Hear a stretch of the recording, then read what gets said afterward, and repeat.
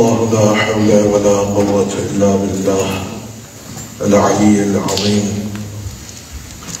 حسبنا الله ونعم الوكيل، نعم المولى ونعم النصير. ربي اشرح لي صدري ويسر لي أمري واحلل عقدة من لساني يفقهوا قولي. أعوذ بالله من الشيطان اللعين الرجيم. بسم الله الرحمن الرحيم. الحمد لله الذي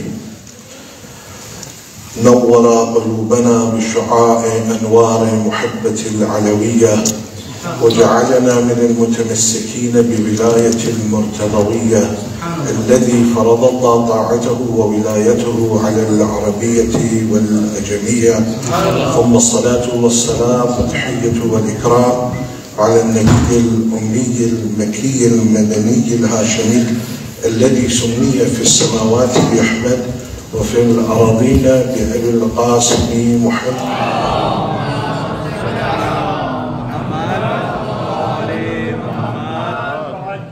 وعلى آله الطيبين الطاهرين المعصومين الهداة المهديين، سيما أولهم أمير المؤمنين وآخرهم بقية الله في الأراضين، روحي وأرواح العالمين لتراب مقدمه الفداء.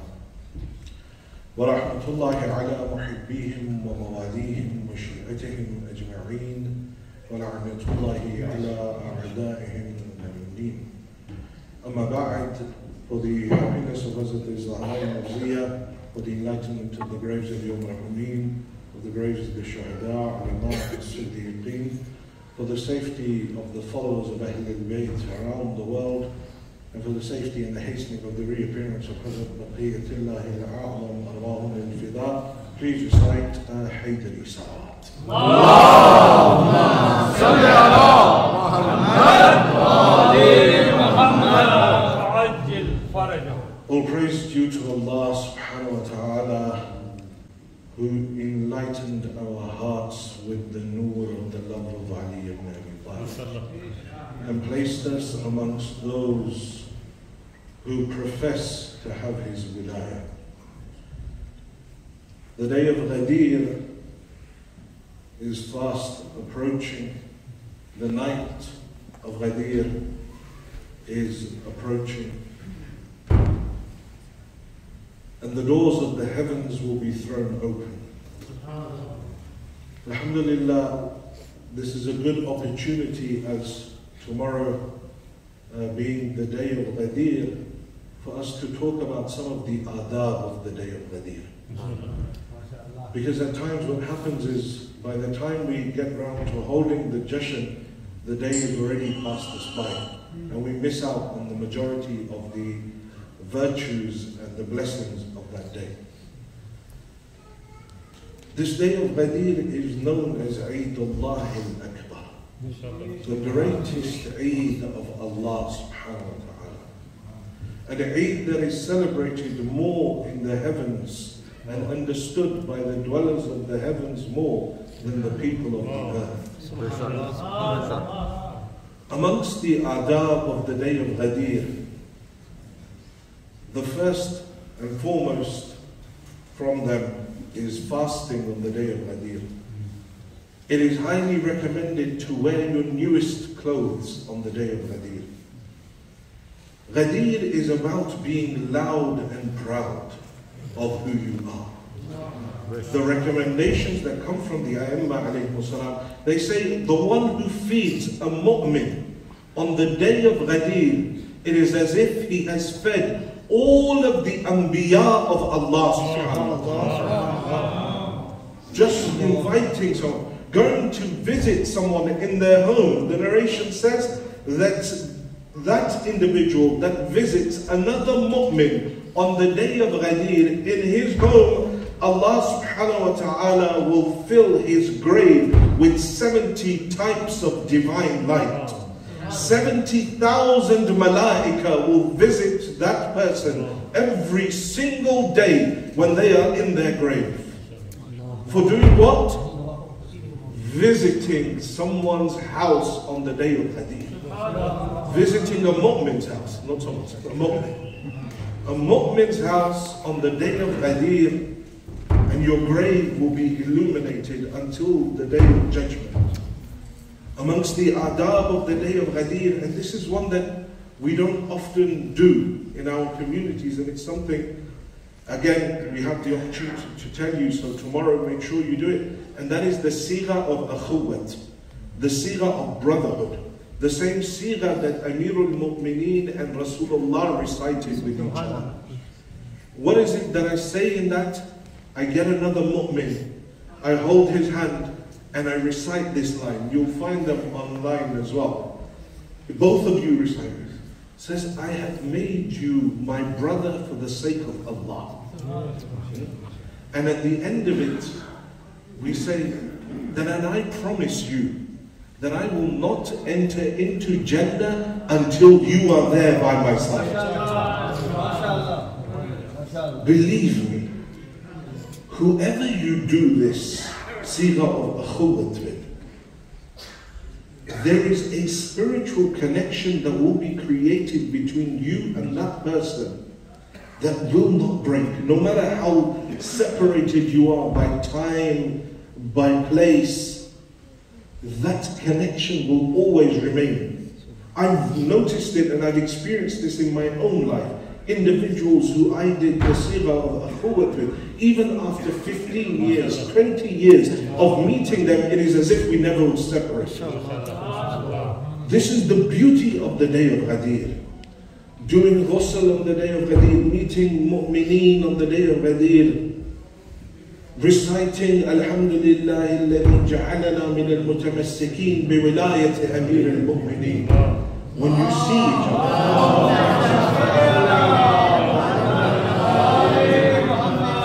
the narration says, let the rich give something to the poor. Let the strong give something to the weak. You know who this narration is from? And this in itself is the fadila of the day of Ghadeer.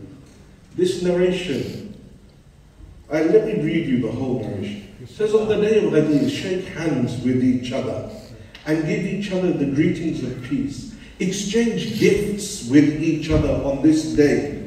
And let those who are present convey to those that are not here. Let the rich give to the poor. Let the strong give to the weak. For this is what the blessed messenger has told me to do. Who is this from? Amirul Mu'mineen. Amirul Mu'mineen is talking about the day of Ghadeer, observing the day of Ghadeer. This tells us that Ghadeer is even above Amirul Mu'mineen. And the Zahir is, yes, the wilayat of Amirul Mu'mineen, but the batin of it is the wilayat of Allah subhanahu wa ta'ala. There is here where Amirul Mu'mineen himself is saying, Rasulullah ordered me on the day of the announcement of my wilayat to go and meet people and give them gifts and do. It means that this is something greater than what we can even understand. And this is why Amirul Mu'mineen is known as Mu'har al-Aja'ib. Something beyond understanding, something that we cannot even comprehend. Finishing the final Hajj, Rasulullah comes, the order comes down from Allah. You've all heard the story. The Holy Prophet stops the people in an oasis. But it's not an oasis, because it's full with stagnant water, where rainwater would collect. No one would stop in Ghadeer. It wasn't a place where the Hujjaj leaving Mecca would stop, because it was almost inhabitable. But yet the Holy Prophet stops them there. He gathers all the Hujjaj. For 3 days, this whole thing carries on. He says, wait for those that are to come. Those that have gone ahead, bring them back. He gathers everyone, takes all of the saddles of their camels, he builds a minbar from the saddles of the camels. He ascends to the top of that minbar, over 100,000 people sitting in the crowd in one of the hottest days of the year. And the Holy Prophet gives the longest sermon of his life. The longest sermon of his life. Over 10 times the Holy Prophet addresses the people, Ya ma'ashar al-nas, O people. He doesn't say, O Muslims. He says, Ya ma'ashar al-nas. Meaning anyone that is to ever come, ila yawm al-qiyamah, listen to what I am about to say.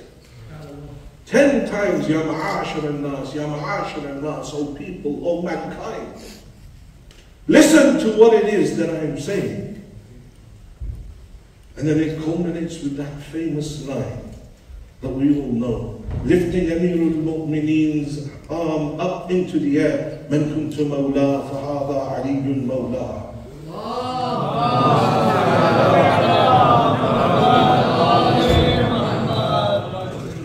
Addressing Amirul Mu'mineen as the Mawla.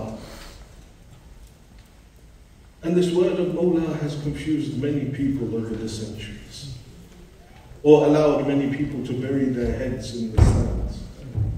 Just recently there was a book last year, 2 years ago, that was published in Saudi about the day of Ghadeer by a Wahhabi scholar. And you read it and you start off and it's great. He's like, he himself visits the place of Ghadeer, he has photos there. Then he writes his own feelings. He says that I looked around at the mountains and I spoke to the mountains, how lucky you were that here you heard the speech and the blessed voice of Rasulullah. I'm standing on the land where Rasulullah prayed his salah. I'm standing on that land where Rasulullah spoke to the people. And he goes and he starts off the book talking about the hubb of Amirul Mu'mineen, how it is part of Iman, how it is a requirement of faith, all of these things. He goes, it's a great book. And then at the end he goes off again. Oh, but Mawla, Rasulullah gathered them there to say, Ali is my friend. All of these Hajjaj, all of these, just to tell them, and Allah completed his deen upon Rasulullah saying, Ali is my friend. Anyway, we don't want to go into that. So, Rasulullah announces that Amirul Mu'mineen is the Mawla. And then, for 3 days, this whole period, the speech, then begins the parts of Bay'ah. He comes down. First of all, someone comes to him. Muhammad, was this from you or was it from Allah? If the appointment of Ali is from you, then I reject it. And if it's from Allah truly as you claim, then tell Allah to send a stone down from heaven and kill me now. And in the same way, أَلَمْ تَرَ كَيْفَ فَعَلَ رَبُّكَ بِأَصْحَابِ الْفِيلِ. This man walks away and in the Holy Quran says, سَأَلَ سَائِلٌ بِعَذَابٍ وَاقِعٍ. And when the man came to ask about the imminent punishment, as he walked away, a stone fell from the heavens, killed him there and then on the spot. Everyone then, seeing this, lines up for Bay'ah. Everyone, people come, Bakhin yabna Abi Talib. Everyone, Hani'an lakana yabna Abu Talib. Everyone coming and giving their bay'ah. But there were still munafiqeen amongst them. Still munafiqeen. Still those that wanted to complain. So they come to the Holy Prophet and say, Ya Rasulullah, Ali is being awkward. Rasulullah says, what do you mean? He says, in the taking of the bay'ah, Ali is being awkward. He says, how is he being awkward? He says, Ali keeps on keeping his hand up like this, and he's forcing us to put our hands underneath. And so this is a bit difficult. So Rasulullah says, did you ask Ali why he's doing this? They say, no. So he says, let's go and ask Ali. Ya Ali, why are you taking bay'ah like this? Says, Ya Rasulullah, I'm taking bay'ah, I'm not asking for it. Says, I'm taking bay'ah, and I'm going according to the ayah of the Holy Quran, where it says, Oh Rasulullah, they are giving you bay'ah, but it is as if they are giving bay'ah to Allah, وَيَدُ اللَّهِ فَوْقَ أَيْدِيهِمْ, and the hand of God is above them. So the hand of God shall always be The hand of God shall always remain remain above them. Ali alayhi salam. This whole event happens. This was just Ghadeer. Ghadeer was a reenactment of where? A reenactment of Alam Arwah. You will remember from Muharram, we said that in Bihar al-Anwar, Alama Majlisi, in volume 4, has a chapter that he names Bab Tinati wal Mithaq, the chapter of the covenant and creation. And in there he brings over 60 various hadith, all that are Sahih or Sanad, which talk about a covenant that was taken from the children of Adam, from everyone, all of existence, a covenant that we know of. One, of the rububiyyah of Allah subhanahu wa ta'ala. The second, the covenant of the risalat. But there was a third covenant that was contingent upon any person reaching a maqam, and that was the wilayat of Amirul Mu'mineen. As Amirul Mu'mineen says to Qambar, he says, Ya Qambar, Allah subhanahu wa ta'ala has made our wilayah incumbent upon all of existence. He took our oath of wilayah from all of existence, from the animals, from the plants, from the human beings. Those that accepted our wilayah in alam arwah from amongst the plants entered this world as sweet fruit, as fruit that was nice to eat. Those that did not answer that call of wilayah entered this world as bitter, as poisonous fruit for you. The animals that accepted our wilayah, what came into this world as halal meat animals for you to eat. Those that rejected our wilayah entered this world as haram meat animals. And then from amongst the human beings, those that accepted our wilayah there entered this world born Shia. Those that were fast in accepting our wilayah became the Anbiya of Allah. Those that were the fastest in accepting our wilayah, they became the Ulul Azam prophets of Allah subhanahu wa ta'ala.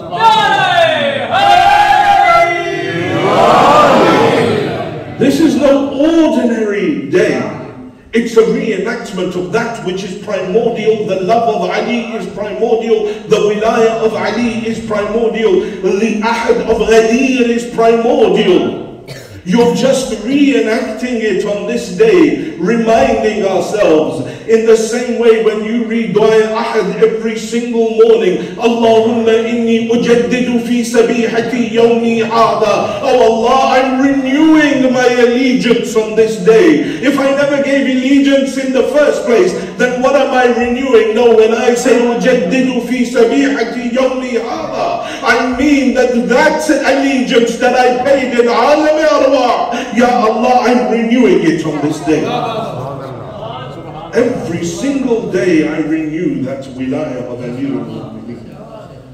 Every prophet had to accept the wilayah of Amirul Mu'mineen before becoming a prophet. The requirement was that they accept the wilayah of Amirul Mu'mineen.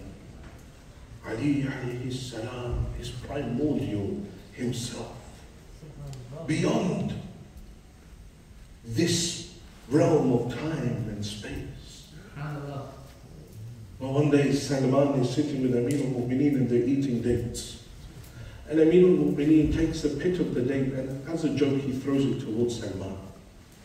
Salman looks towards him and says, Ya Ali, me an old man, you a young man of 20. It doesn't befit you to be doing these jokes with me. Amir al-Mu'mineen says, Salman, you think me a young man and you think yourself an old man? He says, yes, Ya Ali. Says Salman, have you forgotten the incident of the lion in Faranj? Salman, shocked.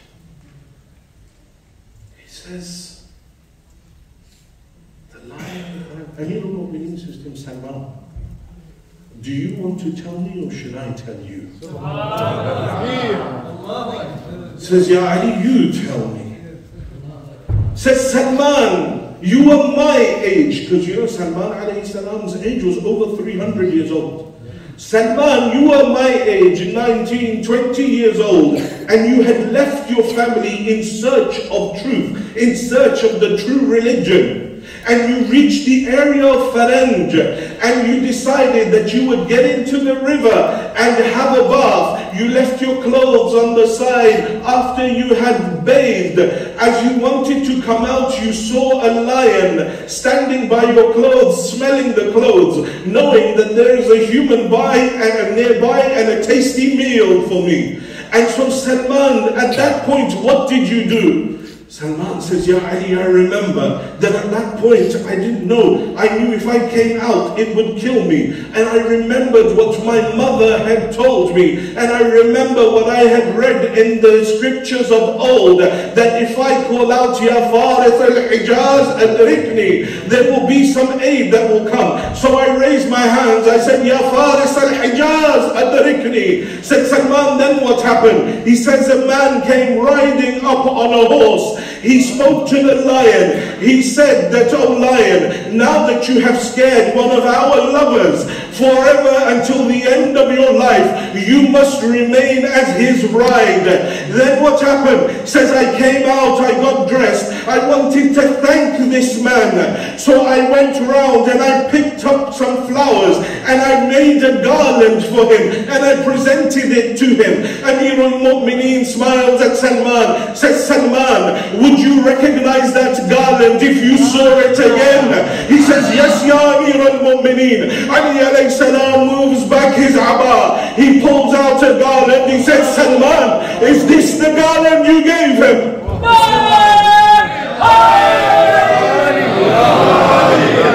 Salman, shocked, he stands up, he goes to the Holy Prophet. Ya Rasulullah, Ya Rasulullah, I have been told the most honest thing by Ali. Says, what happened? He tells him the story of Faris al-Hijaz. He tells him what Amir al-Mu'mineen did. Rasulullah looks at him, says, Salman, is that what has surprised you? Let me tell you something else.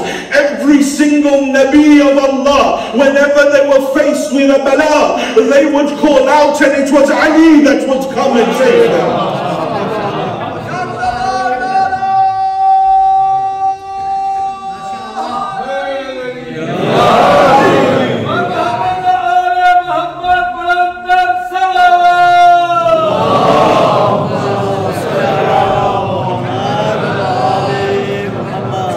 How will you understand the one that is Muhara al-Hijaz? Ibn Mas'ud, famous companion, accepted from all sects of Islam. He comes to visit the Holy Prophet once. He says, Ya Rasulullah, I want you to teach me the realities of the ajaib. Tell me something of the mysteries of that which is hidden of this world. Rasulullah says, fine. You want to know the mysteries of this world? He says, yes. He says, go look behind this curtain. Ibn Mas'ud goes, he moves back the curtain, and he sees Ali alayhi salam in the state of salah. Confused, he doesn't know what's going on. So he stands there waiting. Maybe I'll see something, Rasulullah told him. He stands there for a while, Ali alayhi salam continues to pray. He says, no, I'm not understanding this. So he comes back towards Rasulullah, but sees that Rasulullah is also praying. And Rasulullah goes into his last sajda. Ibn Mas'ud says, I heard, as Rasulullah was in his last sajda, he began to do a dua. Ilahi bihaqqi Ali ibn Abi Talib, alladhi lam yushrik billah tarfata ayn. Oh Allah, for the sake of Ali ibn Abi Talib, the one that did not commit shirk, even for the blinking of an eye. Rasulullah finishes. Ibn Mas'ud goes to the Holy Prophet, says, Ya Rasulullah, everyone in this dunya uses your wasila to pray to Allah. But Ya Rasulullah, you're using the wasila of Ali. The Holy Prophet says, Ibn Mas'ud, I wanted to find that which was dear to Allah, to use that in my dua. He says, I searched all of existence for that which was dearest, for the individual that was dearest to Allah. And as I searched all of these people, there was only one that stood out as being the most dearest to Allah, and that was Ali ibn Abi Talib.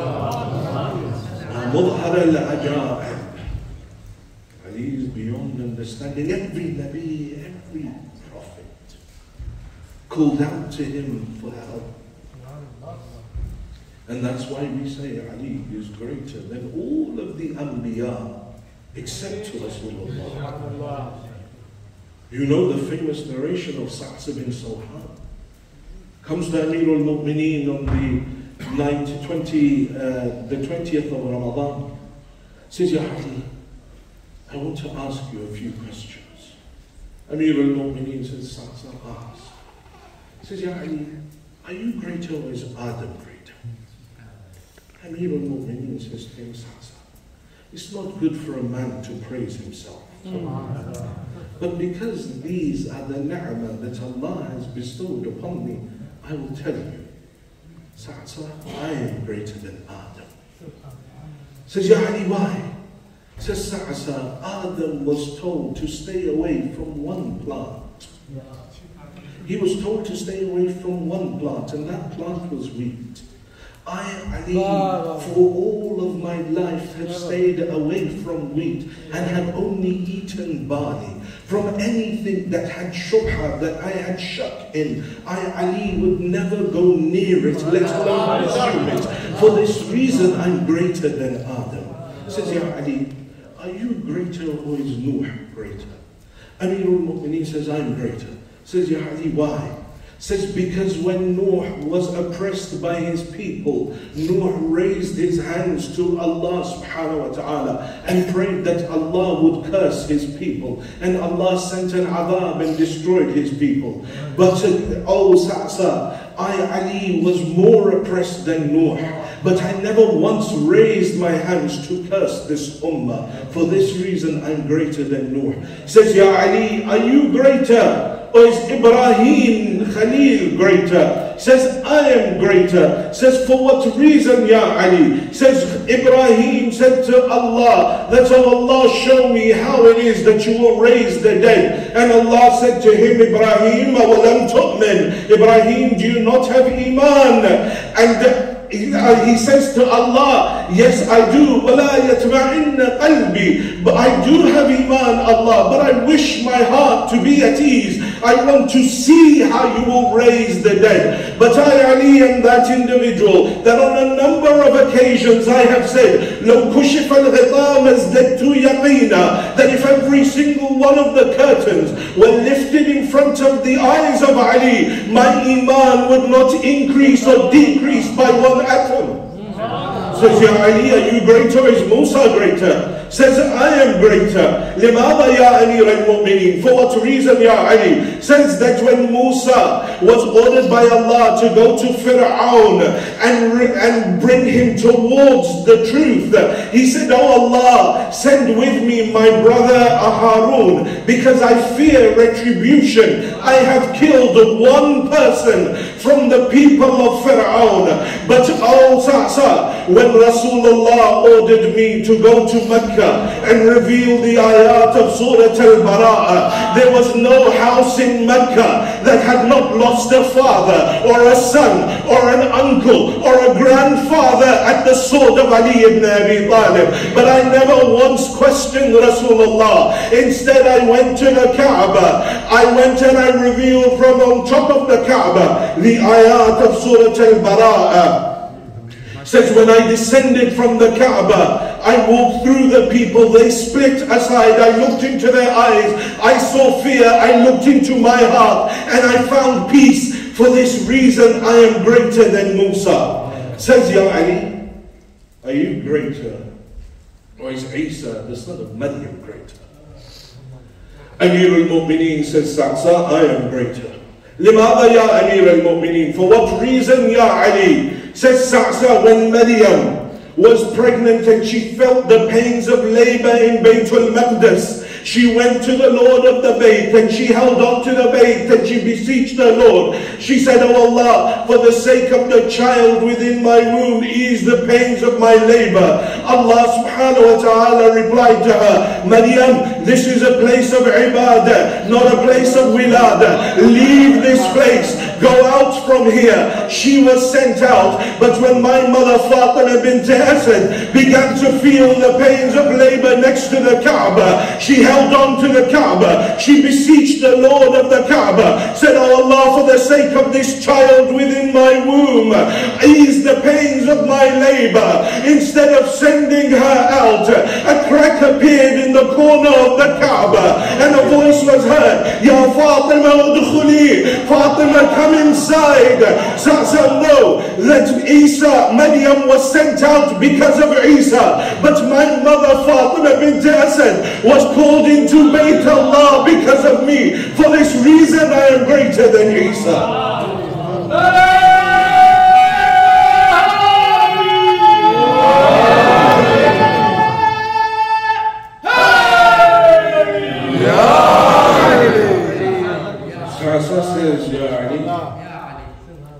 Are you greater, or is Rasulullah greater?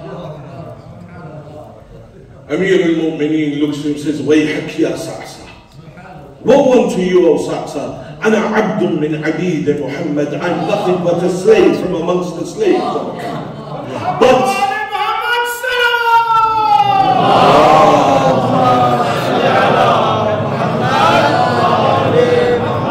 says, but Sa'sa, two things, tell me with truth. Rasulullah and his wives, the righteous from amongst them, you place them on one side. You have Salama, you have Khadija, you have Maria. Place them all on one side. They are righteous. Ummahat al-Mu'mineen, the wives of the Prophet. But Sa'sa, compare that to my wife, where my wife is Sayyidatun Nisa al-Alamin. Says Sa'sa, take the sons of the Prophet. All three of them are the sons of the Prophet. Place them on one side of the scale and then look at the sons that Allah gave me. Yes, they are the sons of Rasulullah, but my sons are Sayyiday Shababi Ahlil Jannah. How can one understand who Ali is?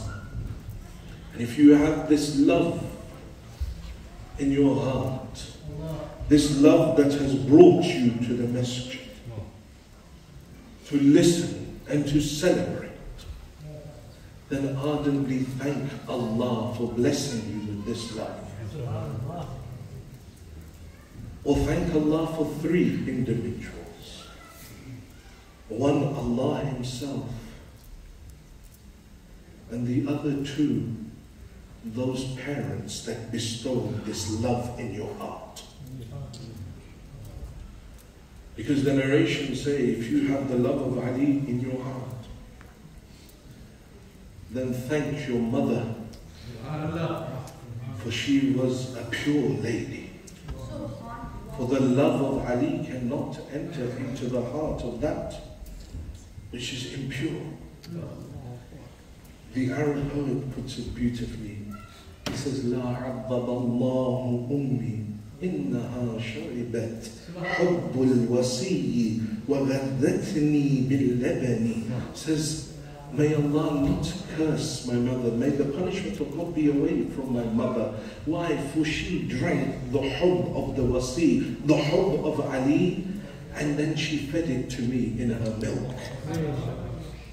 وَكَانَ لِي وَالِدٌ يَحْوَى أَبَا حَسَنِ فَصِرْتُ مِنْ ذِي وَذَا أَحْوَى أَبَا حَسَنِ. Says, and I had a father who had the love of Ali in his heart. And so he instilled that love within me. The fact that you are here, thank your parents. Pray for your parents. Those of your parents that are alive for their long and healthy lives. Those of your parents that have left this world for their place to be next to Ahlul Bayt. For they instilled in you and gave you the greatest of inheritances. The greatest thing that you received from your parents were not houses and inheritance, money, and the greatest thing, the most priceless thing, was this hubb of Ali ibn Abi Talib. This love of Amir al-Mu'mineen. And may the mercy of Allah be upon those mothers who hold their children in their lap, reciting Nadir Ali over them.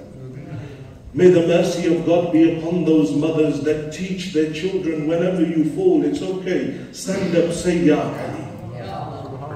May the mercy of God be upon those fathers that bring their sons and their daughters to the masjid to listen to the fada'il and the majlis of Amir al-Mu'mineen.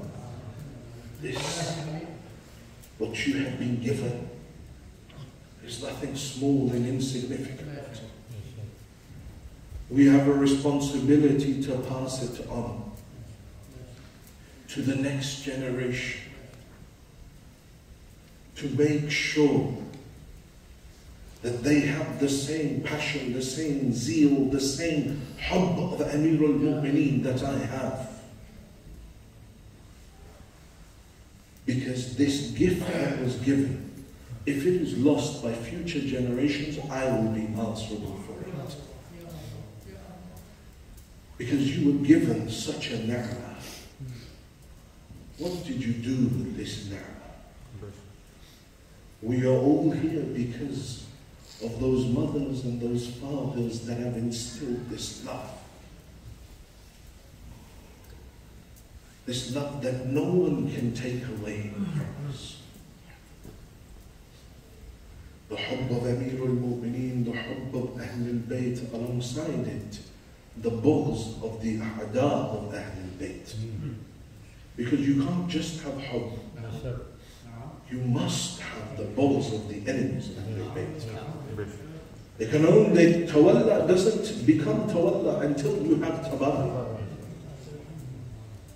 And so, inculcating that wilayah in ourselves to pass it on to the next generation is the most important thing. And I've said this here before, that especially for those that are looking to get married, that are young, in your spouse, look for the hubb of Amir al-Mu'mineen. And not just the hubb, but also the bughz of the enemies of Zahra. Because you can't just have hubb. Look for the one that has both love and hatred. Love for Ahl al-Bayt, hatred towards the enemies. This is a almost guaranteed way to save your future generations. But if you water down your wilayah by your selection of your spouse that doesn't have that strength of wilayah, doesn't have that belief, then you increase your chances of losing your next generation. This is very important. This blessing that we have given, many misuse this blessing. To be a Shia of Amir al-Mu'mineen is no ordinary thing. The fifth Imam has a narration, he says, Shi'atuna thalathatu asnaf. He says, our Shi'as, they are of three groups. The first group are a group that use us Ahl al-Bayt to make money for themselves. The first group are those who use us Ahl al-Bayt to make money for themselves. We have groups like this. My recitation will cost you this much. Selling the blood of Imam al-Hussein. Everybody's worried about the turba of Imam al-Hussein. Selling the blood of Abu Abdullah. But then there are others that will collect on the name of Ahl al-Bayt while having no connection with them. You know, marketing techniques. Now we've left Ahl al-Bayt as marketing techniques. In the name of the 12, we're looking for 12 people to donate £1,000. We're looking for 313 people to give us £50. Do you see how we're cheapening Ahlul Bayt? There are a group of people who will use the name of Ahlul Bayt to make themselves money. The Imam says, through us, they will use us to make money. They will use us to pull the wool over people's eyes. They will use us to con people. And many examples lie in front of you. Look, you go towards the Arba'een of Sayyid al-Shuhada. As soon as it gets near Arba'een, hotel prices are doubled. You know, everything, all packages become more expensive. Even though they don't need to be that much. But the first group are those who use Ahlul Bayt to make money for themselves. The second group, the Imam says, are a group, كالزجاج. They're like glass. You can see straight through them. They can't hide anything inside them. They don't want to hide anything. Whatever they have, they just spill it out. Now this hiding of things can be from different aspects. For example, on one aspect can be the aspect of the asrar of Ahlul Bayt, the sir of Ahlul Bayt, the secrets. This wilayah taqwiniya, we can't speak about it in front of people that are not Ahl, people who don't have the ma'rifah. They don't understand. And so, in those cases, you don't need to go into the wilayah taqwiniya of Ahlul Bayt. But there are some that will, wherever they are, just blurt out anything. The same can go for the tabarra, on one side, on the tabarra of Ahlul Bayt, against the enemies of Ahlul Bayt. But there are some, like glass. They can't hold the asrar. They can't hold the sir of Ahlul Bayt. They can't keep that within themselves. And those that are like glass, the other thing about them is that you can see straight through them. They're often munafiq. What they hear here, they'll take over there. And what they take over there, they'll take over here. They won't. They'll make sure. But when put under pressure, they crush. Just like glass. When put under pressure, they'll lose their iman, they'll lose their deen, they'll go outside the da'ira of akhlaq, outside of the realms of akhlaq. You see it. Everyone's a great mu'min, mutadayyin, everything, until, I don't know, you tell them to do something in the masjid. Then nobody's, then it's a free-for-all. They this and that. Because they're like glass. They crumble. They have no strength in them. So the second group are like glass. You can see straight through them. They're hypocrites. And they crush under the smallest amount of pressure. But the third group, the Imam says, كَالذَّهَبِ الْأَحْمَرِ, are like red gold. The more they are placed in heat, the more they are placed under strain, the purer and more valuable they become. The more you test them, the more you try them, the more they shine through as a follower of Ali. Now they don't lose their sabr. They don't disrespect people. They don't have bad akhlaq. They don't do ghiba. They don't do all of these things. It doesn't matter if someone wrongs them. If they're wronged by someone, they reply with good. In the same way that Ahlul Bayt alayhimu salam did. كَالذَّهَبِ الْأَحْمَرِ, because every time they're tested, every time they're put through the crucible, they come out more refined, more pure, more valuable. The third group are those that are the true individuals that will sacrifice their lives for the Imam. They won't question. They will just do as their Imam wants from them. They won't question. Jabir al-Ju'fi, you all know the name, is one of the Ashab al-Sir of Imam al-Baqir. He's Ashab al-Sir.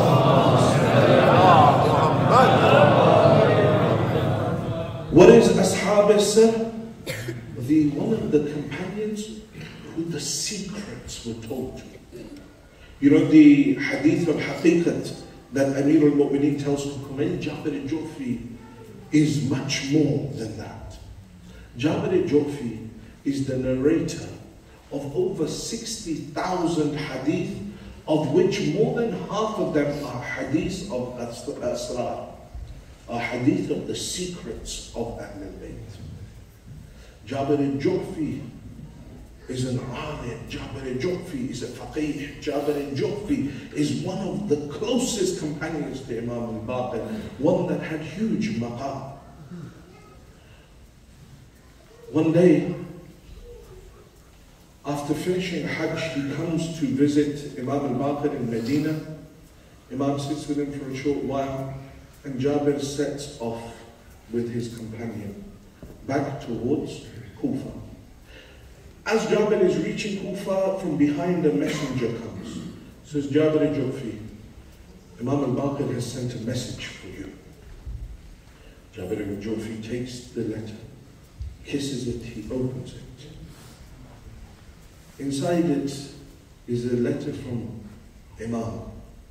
Says, Jabir al-Ju'fi, when you reach Kufa, I want you to go and find a stick, put it between your legs, and run around the streets riding it like you're a horse with the children. Jabir al-Ju'fi reads, closes it. The companion with him says, Jabir, what? He says, don't worry. As soon as they reach into Kufa, Jabir al-Ju'fi comes off the horse, finds a stick, and rides off. His friends like, what's according to him? Next day, Jabir al-Ju'fi riding around with the stick, pretending it's a horse. Everybody's looking, Jabir al-Ju'fi. This Sheikh, this elderly man, he's riding around on this stick horse, and his friends are like, Jabir, and he's not responding, he's just riding. They think, okay, what was the secret behind this? The governor, the Khalifa, had written to the governor of Kufa and said, find Jabir al-Ju'fi and force him to become a judge for us in our court. And if he refuses, sever his head from his body. Imam sends a letter to Jabir al-Ju'fi, Jabir, do this. Everyone thinks Jabir is insane. The governor comes, he sees him, he writes a letter to the Khalifa. He says, look, Jabir al-Ju'fi's gone insane. He's riding around on a horse, pretending he's a child, riding a stick. He's no good for a judge, and it's useless to kill him. Says it's useless to kill him. I advise leave Jabir as he is. The Khalifa writes back, fine, leave him. The question is, am I like Jabir al-Ju'fi? Am I willing to put, money is easy to put down for Ahl al-Bayt. Money is easy. To some extent, putting your life down is easy. More difficult is giving your time. But even that is easy in comparison to putting your izzah on the line for Ahl al-Bayt. Am I willing to put my izzah on the line? As Jabir al-Ju'fi placed his honor on the line. For what reason? He didn't know what was happening.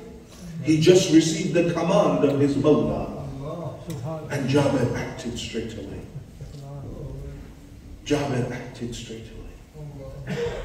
That's how one becomes a Jabir Ju'fi. Am I willing to do that for my Imam? If I received a similar letter from my Imam, and I looked at it, I'd be like, no, this is fake, can't be that. Imam would never ask me to do this. This is silly. But that's the difference between those that reach the maqam of Mitham Tammar and Habib ibn Mudahir and Jabir al-Ju'fi and Miqdad and Salman and Abu Bakr. Because they don't question the order of the Hujjah of Allah. They just give their life, their children, their honor, their wealth, everything is dispensable for them, expendable for them at the feet of the Hujjah of Allah. Can I do this? Because history is littered with those that were unable to achieve this. They weren't able to do it. Some sold themselves for wealth. Others sold themselves for a spouse. Others sold themselves for a position or a title. But the question is, on this day, as we move towards the night of Ghadeer, then how much am I willing to sacrifice for my Imam? How much am I willing to put on the line? Because in my mind, I usually have a number. And after that, it starts getting a bit, but am I willing to go the whole way? Everything that I have on the line for the Imam. Have a think about it tonight. As you lie in bed, how much of this am I willing to put online for the Imam? Because we're coming towards Muharram, the Ayyam al-Azam. Ghadeer for us is a renewal of that allegiance. But Karbala for us is a display of that allegiance. Those 72, look at how many people surrounded Sayyid al-Shuhada in Mecca. Hundreds of people. But when the Imam said those lines, من كان باذلا فينا مهجة وموطنا على لقاء الله فليرحل معنا فإني راحل مصبحا إن شاء الله. Says those of you that have made an intention to meet with God and have made a firm intention to spend your blood in our way, come with me for I'm leaving in the morning. Those hundreds went down to a handful. Those 72 that were with Sayyid al-Shuhada, they showed what it means to be truly Ghadiri. To have that true bay'ah in your heart. How much of what I say is true in regards to my Imam? Do my actions reflect it? And then how is it that I will face my Imam? With my akhlaq, with the state of my house, with the way that I speak with people. I can't even put aside, forget my honor, I can't put aside my pride for a moment. Honor comes after. Honor is the last defense. First is your pride that's there, that sometimes gets mistaken for your izzah. But it's not your izzah. That's just your arrogance. The disease that is the buffer. Can I put that aside? It's to truly understand the Ghadeer and unlock the realities of tomorrow. I said to you in in Shahr Ramadan, that when you come to these ayyam Allah, see the wiladat, the shahadats, these ayyam, these are known as ayyam Allah, the days of God. There is a special portal that opens towards Allah subhanahu wa ta'ala. But in order for you to enter into it, you need to do what Musa alayhi salam did. For Allah says to Musa, Ya Musa, فَخْلَعْ نَعْلَيْكَ فَإِنَّكَ بِالْوَادِ الْمُقَدَّسِ الطَّوَى. Says, Musa, remove your shoes, for you are entering into a sacred valley. Those were not just physical shoes. For when the Urafah refer this line to us, they say it's not physical shoes.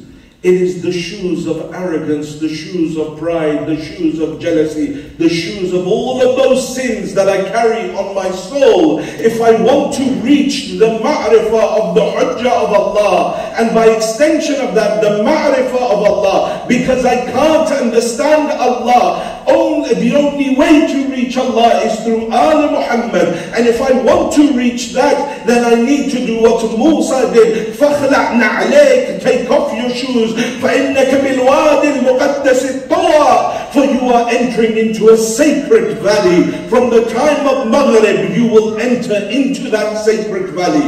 All the doors of heaven are thrown open. Your du'as are accepted. The heavens and the earth will be rejoicing out of the blessing of Amir al-Mu'mineen. The question is, can I clear my soul enough to tap into that divine power and reach Allah subhanahu wa ta'ala? That is the quest. That is my aim. If I can do that, then Ghadeer is successful for me. We pray that Allah subhanahu wa ta'ala forgives our sins. We pray to Allah subhanahu wa ta'ala for the sake of the wilayah of Amir al-Mu'mineen, He forgives the sins of our parents. Ya Allah, those of our parents that are alive, give them long lives. Those of our parents that have left this world, give them a place like Sayyidina Muhammad in Jannah. Oh Allah, those who are ill, give them shifa'ah. Those who are in debt, clear their debts. Oh Allah, keep safe the Shia of Al Muhammad around the world. Oh Allah, give us tawfiq to go on the ziyarat of Ahlul Bayt alayhimu salam this year and every year. Ya Allah, give us tawfiq to go on Hajj and Umrah every year. Ya Allah, keep safe our ulama and our maraja, keep them at the head of our institutions. Ya Allah, hasten the reappearance of the Imam of our time and allow us to be amongst His true muttaqin, His true awaiters, for the acceptance of these du'as and any of the du'as that you brothers and sisters have brought. Please recite 3 of your loudest salawat ala Muhammad wa ali Muhammad.